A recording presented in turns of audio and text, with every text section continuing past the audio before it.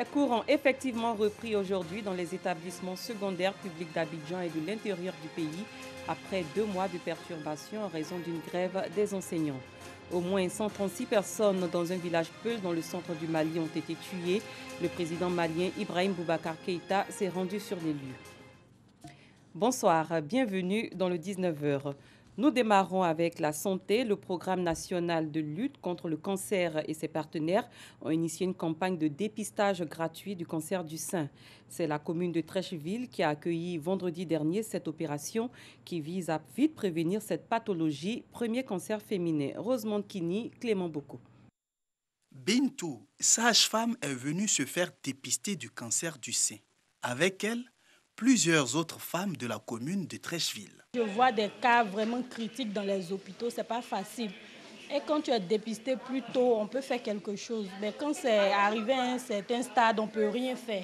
Dans le temps, quand je travaillais, il y avait une dame qui avait le cancer des seins et elle ne savait pas. Au moment où elle a su, quand ils ont fait l'opération, ça n'a pas réussi et puis elle est décédée de ça. Donc ça fait que quand cette fois-ci-là, j'ai su, là, je dis, comme j'ai arrêté d'allaiter mon bébé, je vais venir pour faire ça.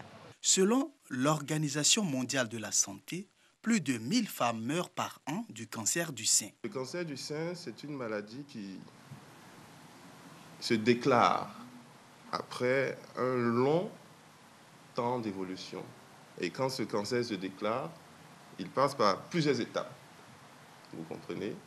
Une étape où il est tout petit, où le traitement donne des résultats satisfaisants qui se rapprochent de la guérison. Et c'est cette période-là qui présente l'intérêt du dépistage des cancers du sein. Il passe par un examen clinique des seins, l'apprentissage de l'auto-examen des seins par les patientes et la réalisation d'une mammographie de façon systématique à partir d'un certain âge. Une journée de dépistage gratuit du cancer du sein en faveur des couches défavorisées est organisée par la structure Ecomédia. L'objectif que nous visons à travers cette campagne de dépistage est d'informer et de sensibiliser les femmes à l'importance du dépistage précoce. À l'issue de cette campagne, nous espérons dépister 5000 femmes à travers les 5 communes cette année qui ont été listées en accord avec le programme national de lutte contre le cancer. Nous sommes venus aujourd'hui constater l'efficacité de cette campagne de sensibilisation et de dépistage et nous constatons qu'il y a une grande affluence. Le cancer du sein est le premier cancer de la femme au monde. Cette campagne de dépistage gratuit se déroulera dans 5 communes d'Abidjan et va durer 3 mois. Direction la ville de Béoumi au centre du pays où des travaux de reprofilage de routes ont été lancés par le ministre Sidi Touré, fils de la région. Au total, 10 km de routes vont être profilés. Djeneba Ouattara, Chris Larsend. Faciliter l'insertion socio-professionnelle des personnes vivant avec handicap. Tel est l'objectif du cabinet de recrutement et de conseil Job Dating. À cet effet, 39 personnes en situation de handicap, préalablement retenues sur la base de leur cursus, ont été soumis à des entretiens d'embauche en présence des responsables de 6 entreprises de la place. Cette entrevue pour permettre aux postulants de faire valoir leurs compétences. Nous œuvrons à l'insertion des personnes en situation de handicap à la libellule. Nous prenons pour la diversité dans le milieu professionnel. C'est une manière à nous également de vous montrer, de prouver pour ces candidats-là qu'ils sont aptes à pouvoir insérer le milieu professionnel. Cette action apparaît comme une aubaine pour les participants. C'est véritablement une aubaine pour nous et nous remercions vraiment la libellule qui a décidé de choisir notre groupe pour cet événement assez spécial. J'ai fait un entretien d'embauche. Je pense que c'est une expérience et j'encourage ces initiatives, surtout qui sont faites à l'endroit des personnes en situation de handicap. Le cabinet Job Dating existe depuis 3 ans et a participé à l'insertion socio-professionnelle de 600 personnes vivant avec handicap. Sa vision s'inscrit dans la droite ligne de celle du gouvernement ivoirien. C'est de créer des emplois aux personnes vivant avec handicap. Dans le domaine de l'agriculture, on s'intéresse au démarrage ce lundi du projet Maïs et Niébé pour la sécurité alimentaire et nutritionnelle durable en Afrique de l'Ouest et du Centre. Cadre choisi, l'université Nangui-Abrogwa dans la commune d'Abobo. Ce projet s'articule autour du dommage de l'alimentation et la sécurité nutritionnelle et agricole en Afrique de l'Ouest et du Centre. Cette rencontre prend fin le 24 mai prochain. Les États de l'Afrique de l'Ouest et du Centre veulent vulgariser la pratique de la culture irriguée et la mécanisation de l'agriculture. Objectif, se mettre à l'abri des changements climatiques à l'origine des perturbations des cycles pluviaux et assurer la sécurité alimentaire. Les experts préconisent l'augmentation de la productivité sur des espaces réduits et la protection de l'environnement. Un projet pilote va voir le jour avec les cultures du maïs et du niébé. Le projet en abrégé Makoweka a été proposé à l'Union africaine, à la Commission de l'Union africaine pour financement, et le projet a été sélectionné pour une durée de 3 ans pour apporter les résultats obtenus dans le domaine d'association culturelle maïs-niébé aux producteurs sous forme de services. Le maïs et le niébé sont des produits de grande consommation dans les 3 pays qui vont porter ces projets pilotes. Ce sont la Côte d'Ivoire, le Burkina Faso et la Centrafrique.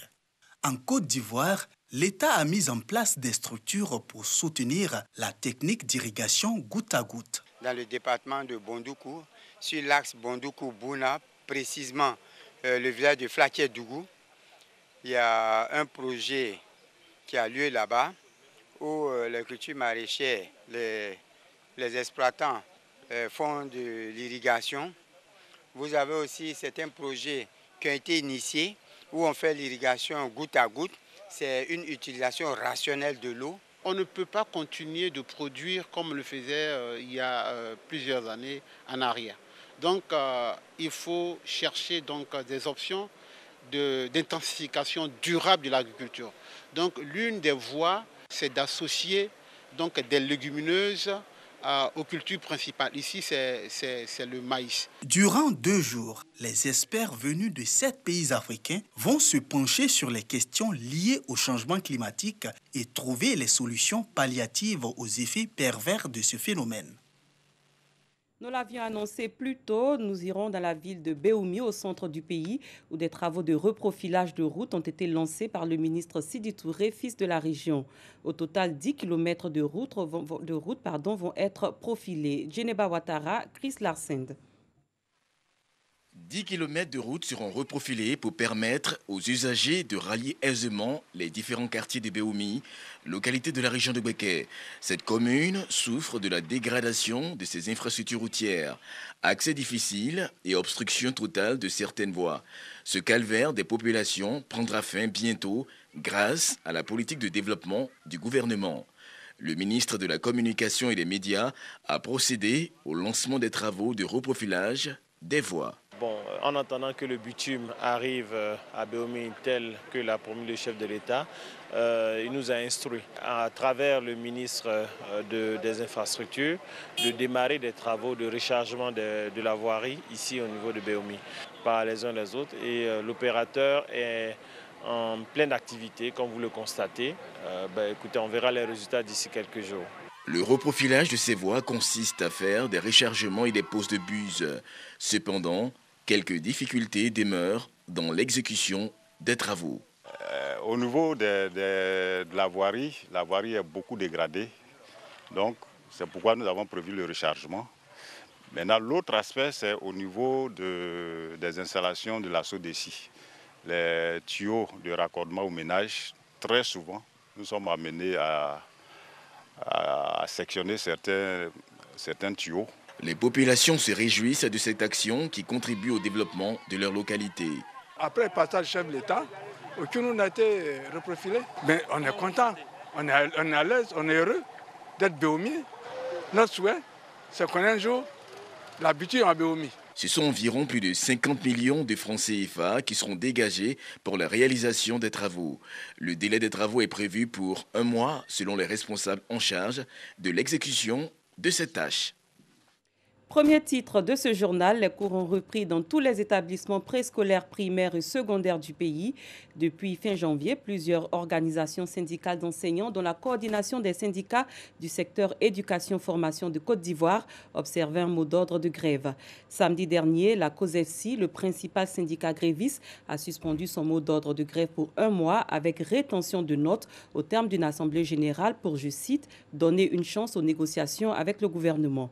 Nos reporters Noussangaré et Pagasoro-Kone se sont rendus dans des établissements secondaires de la place pour faire leur constat.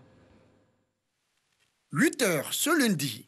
Administration du lycée moderne d'Abobo, l'heure est à la réunion hebdomadaire des directions. Nous sommes très heureux que l'école reprenne parce qu'il faut dire que nous, en tant que gestionnaires de l'école, on lisait vraiment le désarroi des enfants et ça nous faisait beaucoup de peine au cœur. Dans les salles de classe, élèves et enseignants sont présents.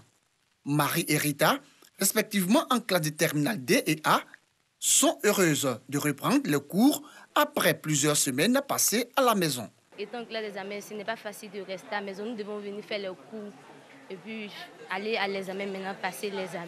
Nous avons fini les cours de philosophie avec anglais. Donc actuellement, nous attendons le professeur d'histoire. Après Abobo, cap sur Yopougon, lycée municipal Pierre Gadier. Ici, le constat est le même. Les cours se déroulent bien. Comme c'est le cas dans cette classe de 3e, où les élèves font le cours physique. Nous sommes sur la 11e leçon de la réduction des oxydes. Les professeurs viennent normalement et on suit les cours régulièrement. Je crois que cette reprise est bien pour toute la Côte d'Ivoire, parce qu'il y va de l'avenir de nos enfants. Et j'espère que nous allons continuer sur les examens et que nos enfants aient de bonnes études pour l'avenir de notre pays. Nous sommes très avancés. S'il y a un réaménagement, ça ne fera que nous arranger. On va profiter pour donner le maximum d'exercices à nos enfants afin qu'ils soient mieux préparés pour aborder sereinement et efficacement les examens à grand tirage. Après plus de 2 mois d'arrêt de cours, les enseignants du secondaire public ont repris le chemin des classes. Une reprise qui fait suite à la suspension du mot d'ordre de grève de la COSEFSI, Coalition Secteur Éducation Formation de Côte d'Ivoire, groupement syndical à l'origine de la grève. C'est pour donner une chance aux discussions, marquer également la bonne foi des enseignants que, ensemble, ces enseignants ont décidé de donner un sursis d'1 mois au gouvernement. Le Premier ministre a délégué 6 de ses collaborateurs vers la COSEFSI à l'effet de leur annoncer la mise en place de ce cadre plus compétent. Il sera composé évidemment de ministres, donc des décisions seront prises, validées, et c'est une bonne chose. Cette grève qui avait été entamée par les enseignants portait sur plusieurs points de revendication, dont la suppression des cours de mercredi, la suppression de l'emploi d'instituteurs adjoints et la révalorisation des indemnités de logement. Hors de nos frontières, bétail brûlé, cases incendiées, c'est la désolation à Ogosagou, dans le centre du Mali. Plus de 130 civils Peuls y ont été massacrés samedi dernier. C'est une localité désertée que le président de la République du Mali, Ibrahim Boubacar Keïta, a visité. Il y est arrivé en hélicoptère. Les rescapés, mais aussi les officiels et les secours sont abattus. Le président de la République a échangé quelques mots avec ceux qui sont revenus. La tristesse se lisait sur les visages. Tout a été dévasté dans ce village. Au lendemain de ce massacre, le gouvernement malien a annoncé ce dimanche la dissolution d'un groupe de chasseurs traditionnels Dogon accusés de ces exactions et le limogeage des principaux chefs de l'armée. La milice Dogon d'Anna Amassagou, dirigée par Youssouf Toloba, avait annoncé le 20 mars dernier la reprise de ses activités suite à des massacres commis contre les populations Dogon dans le centre du Mali. Plus loin, les rescapés du cyclone Idai qui a frappé l'Afrique australe le 14 mars dernier doivent désormais faire face aux épidémies jugées inévitables selon des experts de l'ONU dépêchés sur place. Le bilan s'est en outre alourdi, passant à plus de 700 morts. Les ONG internationales continuent de s'activer pour apporter davantage d'aide humanitaire aux sinistrés. Les Nations Unies sont aussi dans la course en renforçant leur aide aux Mozambicains. Dans la ville de Beira, à l'est du Mozambique, l'aide humanitaire d'urgence envoyée sur instruction du roi Mohamed VI par le Maroc est arrivée hier. Ainsi prend fin cette édition. Merci de l'avoir suivi. Les programmes se poursuivent sur RTI 2. Je vous retrouve demain à la même